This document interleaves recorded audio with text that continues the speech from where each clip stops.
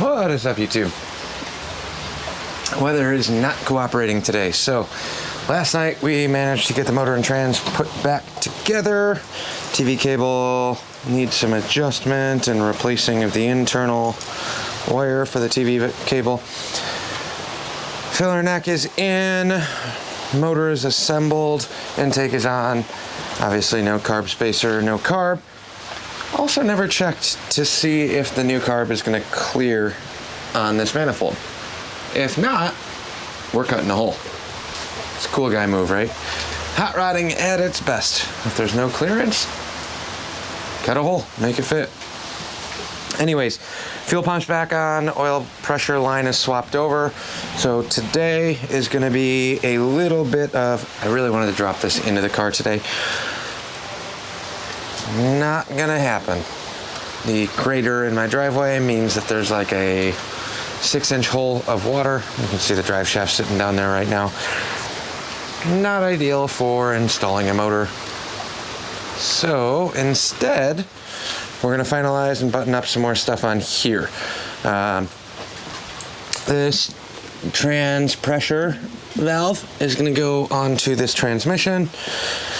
Maybe I'll take a look at the C4 TV cable or C4 kickdown cable that I have inside. See what it's going to take to retrofit that and make this work. I'm confident it should. Just might take some finessing and some ingenuity.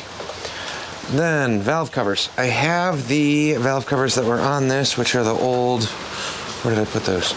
The old Airson style, crusty chrome. Vintage. They look really cool in there. They look beat up and crappy. But now we got aluminum heads. So I also have a set of the stock valve covers that came off of this, which are, instead of the stamped steel with chrome, like these ones, they are a full aluminum piece. Way thicker, way more structure to them than the stamped steel ones. Probably less prone to leaking is my general assumption. I have those sitting at the shop right now. I powder coated them. They're like a bright, figure a split between this Sportster blue and the blue that's on that toolbox. It's kind of right in between there. Really glittery, really sparkly. They're powder coated. They're ready to go on. They just need a little degreasing and get all the sand and oil off from the inside. So cleaning those ones up right now. Those are sitting in the degrease tank overnight. I'll scrub those down and then kind of make a decision. They definitely don't look period correct, but I think they're going to seal up a lot better. So I'm kind of leaning towards running those ones. But tonight's quick plan, just button up the stupid little odds and ends. So I got a plug to put on the intake here, oil pressure line on the transmission. I'm waiting on the plugs for the front of the motor still. These ones here. The little inserts for that. That should be here hopefully tomorrow per the internet. I said expected delivery tomorrow, so as long as that happens, good. If not, I think I might start jamming some more of the accessories on this. I'm not going to put the distributor back in until it's in the car, since I broke that when I took it out. But balancer's on, water pump pulley's on, everything else is good. I can rough set the alternator on right now, but that doesn't really help me all that much since I don't have anything to thread that bolt into.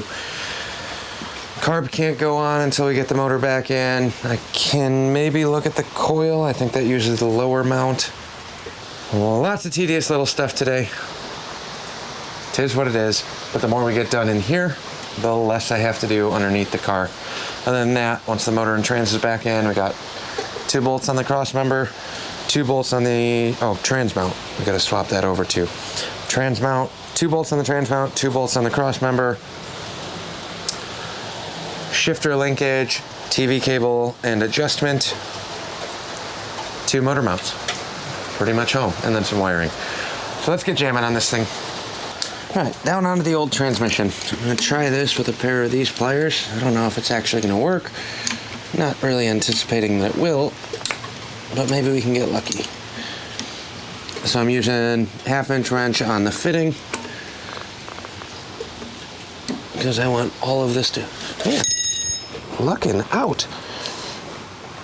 That hasn't happened in a while. Okay. This hooks up to a gauge that I have in the car for transline pressure. It's not needed at all. For me, it's just the luxury of being able to adjust that. So if I put way more pressure on the TV cable, it shifts way harder. This at least gives me a quick little eyeball of what is going on the trans side. And then we'll set you guys over here for a sec. We got 2 fittings on here. I need to grab another wrench. 7/16, hopefully. And comparing the two, so here's the outer boss. We need the inside one. So outer, inner. Are you metric? That's fine. Pop this out real quick. This is the easier of the things we got to do today.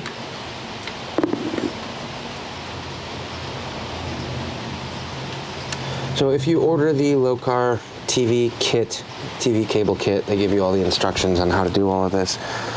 This is recommended by them. When you're getting all of this set up, I'm gonna come back over to the other trans, thread this back in, and grab some Teflon tape. I think I got the fluid form of that somewhere. Right here. So we'll do a little bit of thread seal on here.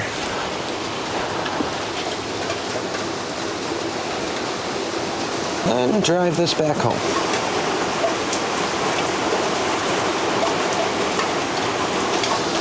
It is one of those things, again, not at all required, but when you're going to adjust the TV pressure, especially knowing that you can blow up your entire transmission if this is not set up proper,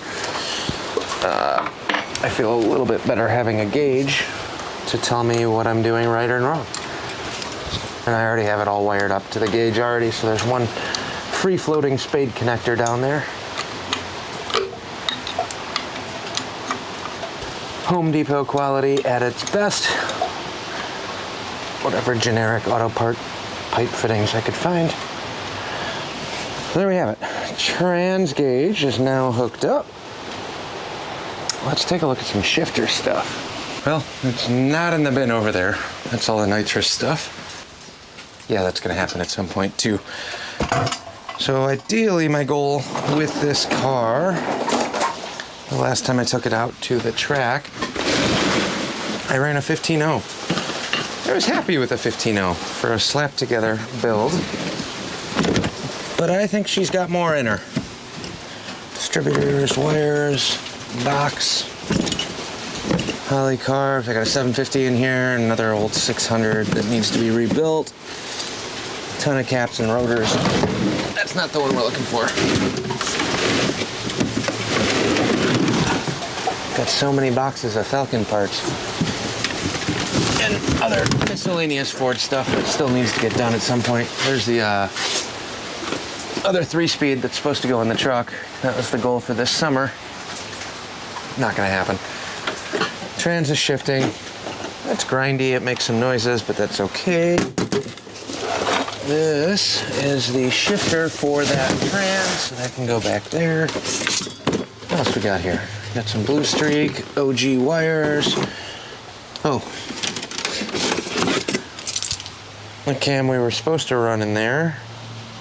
224 339-12, so a crane. I think this is like a close, it's a crane cam, but I'm pretty sure it's similar to the X series cam. Got a big old Excel coil. I think I'm gonna leave this out because this is gonna go in the Falcon. Dual point distributor also might make its way into the Falcon. Gotta double check the gear. It's a cast iron gear, so I'm gonna have to swap the gear out if I do want to run this distributor. We're not gonna do that right now. That might take a little while, but ideally I'd like to run the dual. Sorry. Some stuff out of here. MSD ignition box. So this is theoretically the combo I plan to run in the Falcon once we get everything kind of locked and set. Got to swap the distributor gear for a steel one for the roller cam. Then we'll run a Excel big old bulky coil, dual point distributor, and MSD box. There's no shifter in here though. Time to keep digging. It was in that box. So, climbed back here, step over the motorcycles and the parts and the torque converters and intake manifolds. And in here we have a good set of brake pads, shoes rather, some nitrous lines, a tack that we need to put back in the Falcon. Totally overlooked, oh, fuel gauge. Where'd it go? Fuel gauge. Doesn't work in the Falcon, so that'll go in. And then the Edelbrock jet kit that I picked up at the swap meet last year for 20 bucks. Looks mostly complete. We might have to play with that while we run the Edelbrock carb on this setup, but that's gonna be temporary. Oh God. Oh. Made it through. Didn't drop nothing. There's the shifter. So we got a Hurst shifter and cable with bracket. This is for a Chevy, so that's not going to work. Sport comp tack, another swap meet find. I don't think this has ever been wired, so that's going to be fun. But figure out a way to mount that into the car as well. And then we got to figure out how to set up this Pro Comp fuel gauge. I think I got the tack, shift light, fuel gauge, and not the shifter, but the nitrous plate, all from the same guy at the last swap. End of day bargain. When everything is on clearance, people fire sale stuff. So I think I paid 50 bucks for the nitrous kit, minus the bottle obviously, but all the stainless lines are there, all the solenoids are there. Nitrous kit, tack, and fuel gauge. And fuel gauge came in a brand new box too, so all of the stuff is in there as well. Not too bad. Anyway, we're getting sidetracked. Back to the shifter. I need to take the bracket off of this one. Oh shit. I don't know if we're gonna be able to do the shifter today. The mount for the transmission is underneath the car getting rained on. I don't care enough to climb underneath there right now and deal with that, so that's unfortunate. Maybe we'll kind of lay out the shifter settings and just adjust this a little bit. The shifter is gonna mount between, I don't remember if it was this one and this one on the trans, or if it was this one and this one. We'll get this kind of laid out-ish.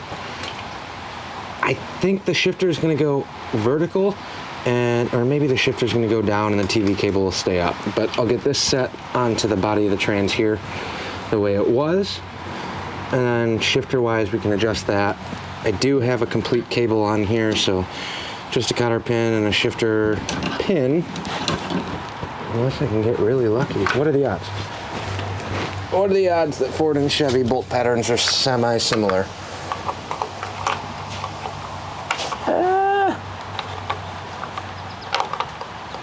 A little trimming, that might actually work. This is slotted up front. I think we might be able to make this work. Slotted up front, obviously it's gonna sit down like so. And then if we drop this shifter down to about 7 o'clock, 8 o'clock, this might actually work. We're gonna try running Chevy parts on a Ford. All right, first things first, I'm gonna take off this TV cable mount, or fancy bushing thing. We are gonna try and replace this inner. I mentioned that in the other video. Now we got 3 little set screws here. We're gonna clock this down, and then I think I'm gonna throw this mount in first, actually. Let's do the TV cable mount first. It's gonna change depending on which direction we put this. So there's our bolt, there's our mount.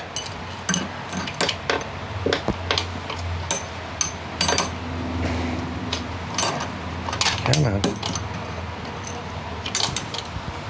So just banging around all over the place.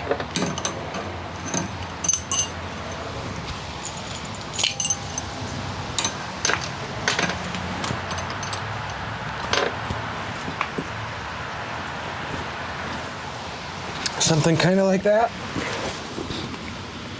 should work. It's a little tight on the case for this one. I'll grab the ratchet and just rip this down.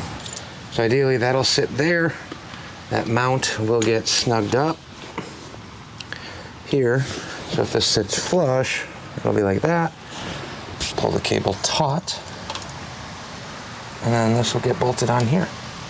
And when you hit throttle, that will move. So let's snug that down. Let me grab some 1/2-inch stuff. Snug these bolts down, then we'll clock this TV or shifter linkage to the bottom, and the cable will kind of route wherever it needs to go. You can see the linkage kind of set up as it is. TV lever is sitting kind of where it wants to. Obviously the bolt's not in. Yeah, let's just quick hand tighten that so you guys can see how this works. If we just hand snug this down just enough to keep it in place, like so. When you set this up, it'll be at rest there. Now we're fully seated, and I don't like the geometry of this, so we might tweak that when we go to make our custom cable. But that's set up. This part here mounts right on the carb. So whenever the throttle opens on the carburetor, this pulls. So as you pull, line pressure increases, decreases, increases, decreases. So wide open, you'll be sitting there, and then it returns back where it should. There's a spring here that's supposed to kind of fight it back. Typically, in my experience, I know I did this on the van too, because we do have an AOD swap in the 73 Econoline.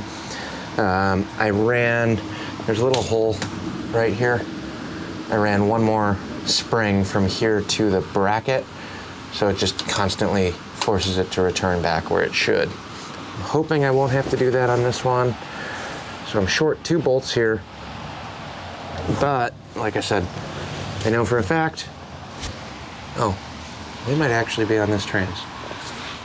Let's take a look-see. Oh, I got the bolts. I don't have the actual shifter cable or any of the bracketry that I need, but if I have the bolts, we might be in luck, because the bolts have the spacers that we need. So let's reach underneath this oily mess. There we go, bolts and spacers.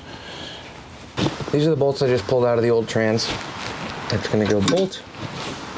Again, this is a Chevy spacer, so I don't know how well this is actually gonna work.